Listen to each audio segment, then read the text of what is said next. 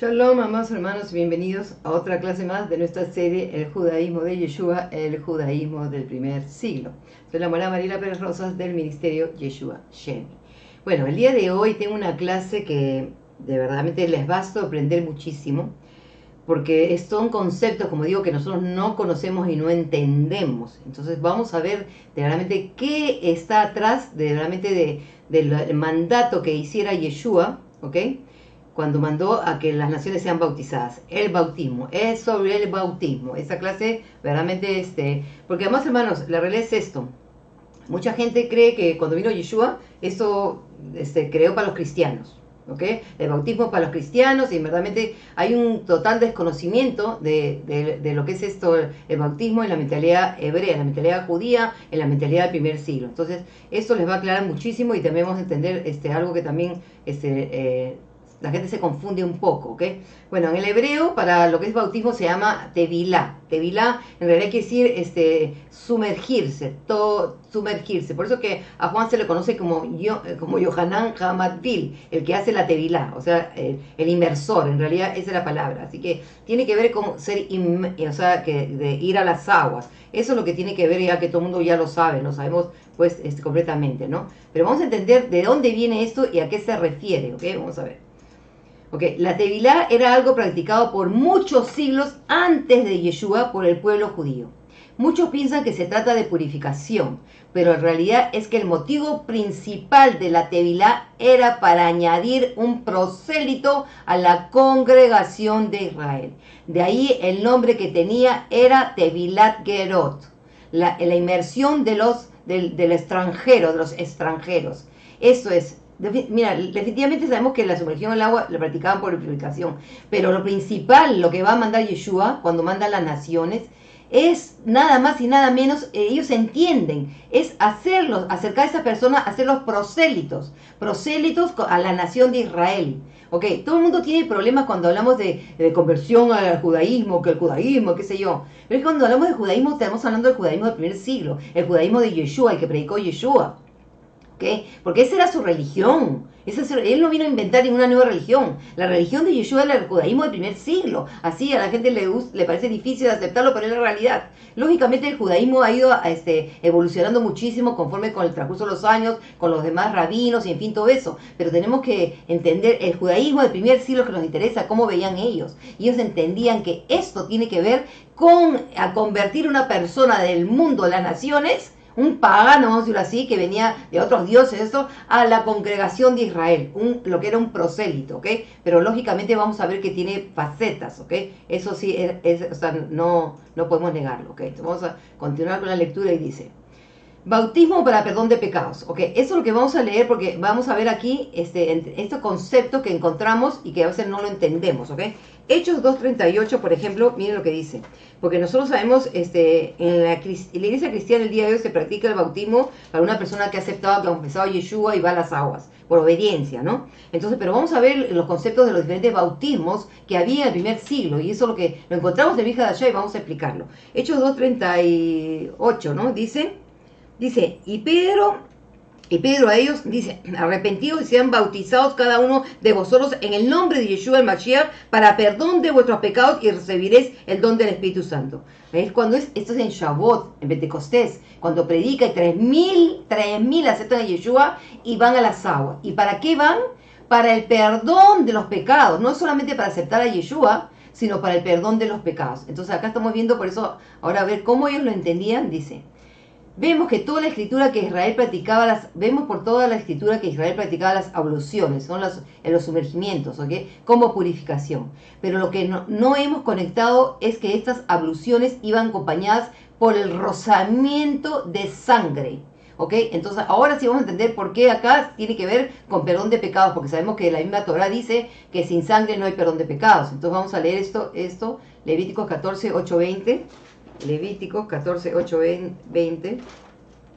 Esas son las purificaciones, ¿no? Estamos hablando, como ellos practicaban estas abluciones, esta tevilá para purificaciones, entonces vamos a ver que tiene que ver no solamente con agua, sino también con sangre. Levíticos 14, 8, 20 dice: El que se purifica lavará sus vestidos, rasurará todo su cabello, se bañará con agua y quedará limpio, después entrará en el campamento, pero permanecerá fuera de su tienda. Al séptimo día rasurará todo su cabello, de su cabeza, de su barba, en fin. Al octavo día tomará 2 corderos, está todas las ofrendas que tenía que presentar, ¿ok? Pero vemos acá que en el verso dice el 20, ¿dónde está el verso 17? Dice, del 18, el resto del aceite que está en la palma lo pondrá en la cabeza del que se purifica, el sacerdote hará expiación a favor de la presencia de Adonai. Luego el sacerdote preparará la ofrenda por el pecado y hará expiación por él que su... Ok, ¿dónde está? ¿Dónde está? Después tengo que leer todo, porque eso es lo que pasa. Había que leer todo, dice. Ok, dice, luego el sacerdote tomará, voy a leer ¿cómo se llama? El verso 12. Luego el sacerdote tomará uno de los corderos, lo presentará como ofrenda por la culpa, con el hog de aceite, y los mecerá como ofrenda mecida ante la presencia de Adonai. Enseguida degollará el cordero en el lugar donde se degüella el sacrificio por el pecado, y el holocausto en el lugar del santuario, pues la ofrenda por el pecado, al igual que la ofrenda por la culpa, pertenece al sacerdote, es cosa santísima. El sacerdote tomará de la sangre, de la ofrenda por la culpa, untará el lóbulo de la oreja derecha del que se ha purificado, y el pulgar de su mano derecha y el pulgar de su pie derecho. El sacerdote tomará del log de aceite, lo verterá sobre su propia palma izquierda. Luego el sacerdote mojará su dedo derecho en el aceite que tiene en su palma, y con su dedo hará su aspersión 7 veces delante de Adonai. Del resto del aceite que está en su palma, el sacerdote untará una parte sobre el lóbulo de la oreja derecha del que se purifica, el pulgar de su mano derecha, el pulgar de su pie derecho, por encima de la sangre de la ofrenda por la culpa. El resto del aceite que está en la palma del sacerdote lo pondrá en la cabeza del que se purifica, y el sacerdote hará expiación a favor de él en presencia de Adonai. Luego el sacerdote preparará la ofrenda por el pecado y hará expiación por el que se purifica de su impureza, el cual después degollará el holocausto. Y el sacerdote hará subir el holocausto y la ofrenda vegetal sobre el altar, así el sacerdote hará expiación por él y quedará limpio. Entonces, ven, esto es lo que quiero que entiendan. Estas purificaciones por el leproso, que se entiende que era por alguna transgresión, que lo que pasa que eso también incluía la mentalidad, no solamente tenía que pasar por esto de apartar del campamento, qué sé yo, tenía que purificarse en agua, tenía que traer un sacrificio, y como vemos aquí en este caso, ponerle la sangre aquí, el aceite, en fin. Así que por eso ahora entendemos esta inmersión por el perdón de los pecados, eso es a lo que se refiere. Ok, pero también le puse otro pasaje, Ezequiel 36, 24, 27. Ezequiel 36, 24, 27, y la palabra dice: por cuanto yo os tomaré de entre las naciones y os recogeré de todos los países y os traeré a vuestra propia tierra, y os rociaré agua limpia sobre vosotros, y seréis limpios de todas vuestras inmundicias, y os limpiaré de vuestros ídolos, dice. Os daré un corazón nuevo y pondré un espíritu nuevo dentro de vosotros, y quitaré de vuestra carne el corazón de piedra y os daré un corazón de carne, y pondré dentro de vosotros mi espíritu, y haré que andéis en mis estatutos y guardéis mis preceptos y los pondrás por obra. Así que limpiará, sabemos que rociaría agua pura, ¿ok? Así que tenemos que ver que esto es lo que es para obediencia, en fin, todo lo que estamos viendo aquí en este pasaje, ¿ok? Ok, vamos a ver la siguiente. Este pasaje de Ezequiel era interpretado por los rabinos como: bendito eres tú, oh Israel, ¿ante quién te purificas y quién te limpia? ¿Tu Padre en el cielo? Y dice: oh Señor, esperanza de Israel, Jeremías 17:13. Entonces acá quiero que vean, porque tenemos que ver lo que dice Jeremías y vamos a ver lo que está en el hebreo, y van a ver por eso esto del perdón por los pecados, del bautismo por el perdón de los pecados, de la limpieza, de la impureza. Jeremías 17:13, miren lo que dice. 17:13 dice: oh Adonai, esperanza de Israel, los que te abandonen serán vergonzados, los que te abandonen serán inscritos en el polvo, porque abandonaron a Adonai, fuente de aguas vivas. Definitivamente, sin lugar a dudas, que esto estaba en mente cuando Yeshua escribió en el polvo, porque todos lo acusaron, y por eso digo: el que esté libre de pecado. Ok, pero acá lo que quiero que vean es esto, esta relación que tiene con la tevilá, con el bautismo, la sumergión. ¿Por qué? Porque miren, acá él dice: Mikvé Israel es Adonai. Mikvé es la palabra para las piscinas, de los mikvaot, los lugares donde se hacían los bautismos, vamos a decirlo así. Esas piscinas se llamaban mikvé o mikvaot en el plural. Pero acá estamos viendo que Mikvé Israel Adonai. O sea, ¿quién es el que te va a bautizar? Es el mismo Adonai.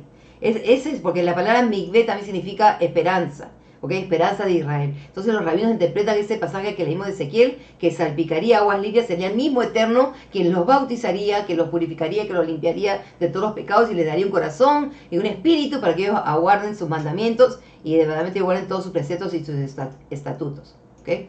Ahora, Así como un mikvé purifica a los impuros, así también el santo bendito sea él purifica a los impuros. De esta forma ellos entendían que el bautismo no solo tenía el propósito de expiar una violación a las leyes levíticas de pureza, sino como parte de una vida santa, en preparación para alcanzar una comunión y cercanía a Elohim. Eso era probablemente lo que Yohanan Hamadil estaba haciendo. De hecho, también era una práctica de los esenios. Tevilá para alcanzar la santidad y el deseo de observancia a las mitzvot. ¿Ok? Eso, ¿por qué creen que Yohanan, las multitudes venían? El bautismo era algo practicado. Todo el mundo cree que se trataba porque venía Yom Kippur, pero eso no es lo que nos dicen ni nos da pista de esto, vamos hermanos. La realidad es que esto era algo que se practicaba. El bautismo era esto. Las personas que pecaban, que hacían este deseo de tener comunión, venían a las aguas, venían, porque ya sabemos que Yeshua lo dijo que tenía que haber un nacimiento de nuevo. ¿Ok? Eso es lo que estaba atrás de toda esta práctica de la inmersión en el judaísmo del primer siglo. ¿Ok? Ahora, bautismo con fuego, vamos a ir a Mateo 3:11, ¿ok? Vamos a ver y vamos a explicarlo porque como verán, esto tampoco es extraño al judaísmo del primer siglo. Mateo 3:11, y dice, estas son las palabras de Yohanan Hamadí, de Juan el Bautista, que dice, Mateo 3:11 dice, yo ciertamente os bautizo con agua para arrepentimiento, pero el que viene después de mí es más poderoso que yo, cuyas sandalias no soy digno de llevar. Él os bautizará con Espíritu Santo y fuego. Entonces vamos a ver lo que ellos entendían por esto, cuando ellos están diciendo. Como dije, esto tampoco es extraño al judaísmo del primer siglo. El Talmud expresa que el Espíritu Santo podía ser atraído al igual que el agua se extrae de un pozo. Eso está en Isaías 12:3. Vamos a leerlo para poder parar y seguir leyendo. Isaías 12:3, para que vean cómo ellos enseñan algo y lo basan de un pasaje que encuentran en las Escrituras. Todas las enseñanzas que ellos tienen dicen esto por este pasaje. Usan un pasaje. Isaías 12:3 dice, sacaréis agua con alegría del manantial de la salvación. Ok, eso dice Isaías 3. Ahora seguimos leyendo. Entonces dice que el Espíritu Santo podía ser atraído al igual que el agua que se extrae de un pozo. Citan este pasaje. Pero Rabino Atahu decía, Él te bautizará con fuego, como está escrito, porque aquí el Señor vendrá en fuego. ¿Y qué pasaje están poniendo? Isaías 66:15. Vamos a leer Isaías 66:15, que es como acaba el profeta Isaías su profecía. El 66:15 dice, porque aquí Adonai viene en el fuego, y como el torbellino con sus carros, para convertir su ira en llamas y su voz de reprensión en fuego. Entonces, ¿qué están diciendo aquí? Miren, ahora sí, entendiendo esos pasajes, miren lo que dice. Él te bautizará con fuego, como está escrito, porque aquí el Señor vendrá con fuego. Entonces, este bautismo de fuego no era extraño ante ellos, pero también tiene un significado más. ¿Ok? Quiero que entiendan a qué se refieren. Para los rabinos, la expresión que la persona era bautizada con fuego significaba que la persona había sido iluminada, sobre todo si se trataba de un prosélito. Ahora se le podía decir, una vez que se sumergió y emergió, se le dicen cosas agradables y se le consuela. ¿A quién te has unido? Bienaventurado, te has unido al que dijo y el mundo fue creado, al bendito Él, que no creó el mundo sino solo para Israel, y no llamó hijo sino solo Israel, y solo Israel es amado por Elohim, y todas aquellas cosas que te dijimos a ti, no las dijimos sino solamente para aumentar tu recompensa. Mira, esto es increíble. Lo que la mentalidad de ellos era una persona iluminada por fuego, bautizada por fuego, y estaba incluido los prosélitos, las personas que vendrían a través del bautismo a ser parte de la congregación de Israel. Esto cambia toda la idea que nosotros tenemos, amados hermanos, porque tristemente el bautismo se practica el día de hoy solamente para aceptar a Yeshua, y nunca se ha entendido que eso te hace parte. Te hace un prosélito espiritual que te hace parte de la entrada al pueblo de Israel. Bueno, también hay otras cosas, la circuncisión. Eso también lo voy a traer en una enseñanza más adelante, pero yo quería que ustedes entendieran este concepto de lo que es el bautismo en el primer siglo, la mentalidad, ¿ok? Porque le digo, eso no se enseña, la gente no conoce, ¿ok? Intención del bautismo de un prosélito. Esto también era bien importante, que ellos trataban de ver cuál era la intención de esta persona que venía. Entonces decía, no se recibe inmediatamente a quien quiera convertirse. Si bien la tradición rabínica acepta la entrada de prosélitos al pueblo de Israel, pero hay una desconfianza de sus motivos para ser un prosélito. Por lo tanto se le dice, ¿por qué quieres convertirte? Esta primera halajá que abre el tratado de los prosélitos es una actualización y una adaptación de una discusión talmúdica. Tú ves que este pueblo, o sea, esto es lo que se le decía a la persona. Tú ves que este pueblo es el pueblo más pequeño y sufriente entre todos los pueblos. Muchas enfermedades y muchos castigos les sobrevienen. Entierran a sus hijos y a los hijos de sus hijos y son asesinados por el cumplimiento de las misbot, de la circuncisión, de la inmersión y por todos los otros mandamientos. Y no se comportan en público como las demás naciones. Se le decía esto: mira esto lo que te va a pasar, ¿quieres venir a las aguas? ¿Quieres ser parte? Piensa esto, pero por eso les digo, esto es increíble. Pero miren también lo que ellos siguen diciendo. ¿Ok? Dice: si dice, yo no soy digno de dar mi vida, o sea, esto es lo que no entendemos, poner mi yugo en el cuello, por quien dijo el mundo se creó, por el bendito sea él, se le acepta inmediatamente. Si no es así, es rechazado y se le deja ir. Si acepta sobre él el yugo de los mandamientos, se lo hace descender hasta la casa de inmersión y se le tapa con agua hasta el lugar de su desnudez. Una vez que ha sido aprobado como prosélito, se le enseña ciertos mandamientos que se llaman misbot hamurot, que son los más complejos, y también misbot kalot, los más livianos. Entonces, ¿qué es, amados hermanos? La persona que venía a la fe en el pueblo judío, a la fe de Israel, a la fe en el Eterno, el Elohim de Israel, era qué cosa, bautizado, se le enseñaba estos mandamientos. Y es exactamente lo que vemos que sucede en Hechos 15. Cuando miren lo que dice, se les da unos ciertos mandamientos livianos, porque la idea era que ellos, ¿qué iba a pasar con estos prosélitos? ¿Qué iba a suceder? Eran Hechos 15, eso es el problema, que la gente no termina de leer todo. Dice: porque Moshe desde generaciones antiguas tiene en cada ciudad quienes lo prediquen, puesto que es leído en las sinagogas cada Shabbat. A esa gente que venía se le daba estos livianos, porque después iban a aprender lo más fuerte de la ley, cada Shabbat cuando venía a la sinagoga. Entonces, como verán, esto del yugo es aceptar la Torá, el reino de Elohim, los mandamientos. Ya también les voy a traer una clase sobre eso, ¿ok? Y esto es lo que se trata. Así que eso estaba en la idea cuando Yeshua está diciendo que bauticen a las naciones, porque esas personas tendrían que entrar en pacto, al pacto de Israel, tendrían que entrar a la Torá, a guardar el certificado de matrimonio, que es el certificado de matrimonio que tuvo la Torá, amados hermanos. Miren, dice: prosélitos por bautismo en el tiempo de David y Salomón. Se enseña que hubo muchos prosélitos en el tiempo de David y Salomón. El Talmud dice: el Sanedrín no recibió prosélitos en los días de David y Salomón, no sea que lo hicieran por el miedo al reino de Israel, tampoco en el tiempo de Salomón, no sea que lo hicieran por la gloria del reino. Pero a pesar de ello, hubo muchos prosélitos que en los tiempos de David y Salomón que hicieron conversión con hombres en privado, y el Sanedrín, al estar enterado, no lo pudo echar de la congregación de Israel por causa del bautismo. 2 de Crónicas 2.17, vamos a entender este concepto. Segunda de Crónicas 2.17. Miren, porque yo le digo de dónde sacan esto, segunda, y esto le va a sorprender increíblemente, increíblemente. Segunda de Crónicas 2.17. Miren lo que dice. Dice: y contó Salomón todos los extranjeros que habitaban en la tierra de Israel, conforme al censo que había hecho David su padre, y se halló que había 153.600 de ellos. Estos es lo que tienen que estas personas que veían con ellos habían adoptado al Elohim de Israel, se habían hecho parte, pero lógicamente no habían ido lógicamente que Sanedrín no había en esa época, pero sí había un Sanedrín, o sea, no el Sanedrín de la época de Yeshua, ¿ok? Pero sí había los 70 ancianos que manejaban el templo, o sea que sí era un tipo de Sanedrín, y ellos son los que dictaminaban todos, pero estas personas decidían, eran hechas por personas, por profetas, por personas diferentes al Sanedrín que eran bautizados. Yo quiero ser parte, y lo bautizaban. Entonces todo esto, y miren lo que es increíble, el número, 153.600, 153.000, habla de 153, los 153 peces que pescaron después de la resurrección de Yeshua. Y el número 600 tiene que ver los 6.000, el número 6 tiene que ver con los 6.000 años que el Eterno le dio a esta humanidad. Así como verán, esto es lo que es la profecía, es increíble. Así que, pero miren, por causa del bautismo ya no lo podían rechazar. Y esto de verdad es increíble, son conceptos que nosotros no entendemos. Ok, ahora sí vamos a aclarar algo, acá que yo creo que todos quieren saber.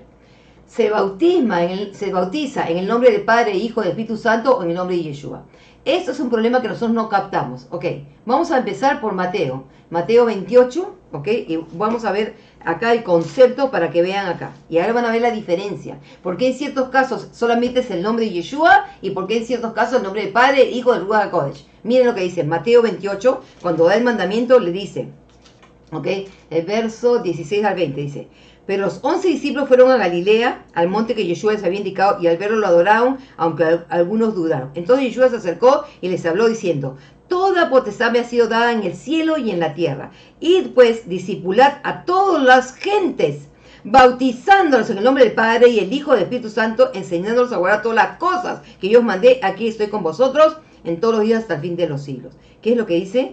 Ir, ¿por qué bautizando? Ir a donde todas las gentes, a todas, ir por todas las naciones, por todo el mundo, a las naciones que no creen en el Elohim de Israel, tienen que enseñarle todo lo que yo he enseñado y bautizarlas ¿en qué? En el nombre del Padre, del Hijo y del Espíritu Santo. ¿Por qué a esta gente de todas las naciones se les hace este bautizo? Porque ellos no conocían al Padre, ni conocían al Ruach, ni conocían Torah, ni conocían nada. Pero sin embargo vemos que las cosas cambian en Hechos 10:48. Miren lo que dice. 10:48 dice: y mandó que fueran bautizados en el nombre de Yeshua. Después de esto le rogaron que se quedaran por algunos. ¿Quiénes eran? La casa de Cornelio. ¿Cornelio quién era? Cornelio era un temeroso. No era un prosélito, o sea, no había hecho circuncisión, pero no creía en el Elohim de Israel. Él creía, ya creía. Entonces él ya no tenía que bautizarse en el nombre del Padre, ni Espíritu, ni nada, porque vino el mismo Espíritu, vino sobre él, porque ella tenía el Espíritu, porque el Espíritu es el que te ayuda a guardar Torah. Si necesitaba conocer a Mashiach, por eso lo envía ese Yeshua a Pedro. Entonces se le bautiza en el nombre de Yeshua, porque es lo que le faltaba. Tenemos otro ejemplo, el de Hechos 19:5. 19:5. En Éfeso dice: al oírlo fuimos bautizados en el nombre del Señor Yeshua. ¿Qué cosa es? ¿Quiénes eran estos? Ok, estaban en Corinto, judíos. Ellos ya conocían al Padre. Entonces, ¿qué necesitan? A Yeshua, por eso les bautiza. Entonces, esa es la diferencia, amados hermanos, del bautismo en el nombre de Yeshua y el nombre del Padre, del Hijo y del Ruach HaKodesh. Las naciones necesitan bautizarse en el nombre del Padre, del Hijo y del Espíritu Santo, porque han sido extrañas, porque siempre han adorado dioses extraños, extranjeros. Pero a los judíos que ya tenían Torah, que ya creían en el Padre, se les bautizaba en el nombre de Mashiach, nada más, porque ya tenían la Torah. Esa es la diferencia. Y de hecho, esto es algo que tenemos que entender, porque esto es algo que verdaderamente es una profecía que está dada en Malaquías. Y la cosa es que, como le digo, que nosotros no captamos, no hacemos conexión. El judaísmo lo entendía así también. Malaquías 3:1-5 dice: habéis saciado, he aquí yo envío mi mensajero, el cual preparará el camino delante de mí, y vendrá súbitamente a su casa el Señor a quien vosotros buscáis. El ángel del pacto a quien vosotros deseáis, he aquí viene, dice Adonai Sebaot. Ese es el ángel del pacto. ¿Quién es el ángel del pacto? Dice. ¿Y quién soportará el día de su venida? ¿Y quién permanecerá cuando él sea manifieste? Porque él es fuego de fundidor y lejía de lavadores. Y se sentará para refinar y purificar la plata, y purificará a los hijos de Leví, y los acrisolará como el oro y la plata, para que puedan presentarse a Adonai holocaustos de justicia. Entonces serán gratas a Adonai las ofrendas de Judá y Jerusalén, como en los días primeros y como en los años antiguos. ¿Hasta dónde dije? Hasta el 5. Vendré a vosotros para celebrar juicio, y seré testigo exacto contra los hechiceros, los adúlteros, contra quienes juran en falso, contra quienes defraudan el salario del jornalero, de la viuda y del huérfano, y contra los que hacen tropezar al extranjero, no teniendo temor de mí, dice Adonai Sebaot. Se está hablando del contexto de un pueblo judío, que esto, entonces, que sería el que, como dice acá, dice, ¿qué es lo que dice? Sería como, ¿dónde está? Como fuego fundidor y lejía de lavadores. Entonces, esta es la diferencia de este bautismo, ya sea ya sea en el nombre de Yeshua, o sea, ahora lo entienden. Ahora le entienden por qué las gentes de las naciones, que había que predicar el evangelio por todas las naciones, tenían que bautizar en el nombre del Padre, del Ruach HaKodesh, el Espíritu Santo y todo eso. O sea, el Espíritu Santo y el Hijo, el Padre, el Hijo y el Espíritu Santo. En cambio, los judíos, por eso vemos en Hechos, que esas personas que ya guardaban Torah, que ya estaban dentro del pueblo, que ellos solamente necesitaban el nombre de Yeshua. Esa es la diferencia. La gente se complica todo porque no entiende los conceptos, amados hermanos. Y este es el problema que tenemos. Pero bueno, ahora están viendo, como verán, entonces, que el bautismo, que era, eso es lo que era. Lo que hacía era un nacimiento nuevo. Venía a ser parte de la nación de Israel. Por eso que lo dice Efesios, que es por la fe en el Mashiach, que son co-ciudadanos de los santos. No son una nación aparte ni separados. Y más cuando se bautizan ellos las aguas, se han convertido, son prosélitos convertidos. Ay, sí, Dios mío, si los cristianos entendieran esto, no rechazarían la Torah, pero para nada, más hermanos. Esto es increíble, pero como por eso les digo, son conceptos que nosotros no conocemos, porque la única verdad está en la mentalidad hebraica del primer siglo, la mentalidad judía, cómo veían ellos, y por eso que ellos entienden qué es lo que significa, qué es lo que significaba esto que había predicarles, enseñarles todo y lo que les he enseñado, y bautícelos. ¿Por qué? Porque tenían que serlos parte de la nación de Israel. Así que eso es lo que es Rav Shaul enseña en muchas de sus cartas del misterio de los gentiles, el olivo, el silvestre, injertado, Efesios 2, en fin, por todos lados. Vienen a ser parte de la nación, no siguen siendo gentiles ni separados, ya son convertidos a la nación de Israel. Eso es lo que hace el bautismo. Así que, amado hermano, si te has hecho bautismo, en nombre del Padre, del Hijo y del Espíritu Santo, te has hecho parte de la nación de Israel. No te puedes divorciar. Porque por el bautismo ya es confirmado. Eres Israel por el bautismo. Y no puedes odiar a tus hermanos. Así que imagínense. Pero como verán, hermanos, son verdaderamente, como digo yo, pues conceptos que nosotros no entendemos. Así que espero que hayan disfrutado esta clase y será hasta la próxima. Que el Eterno los bendiga, que el Eterno los guarde. Shalom Alejem.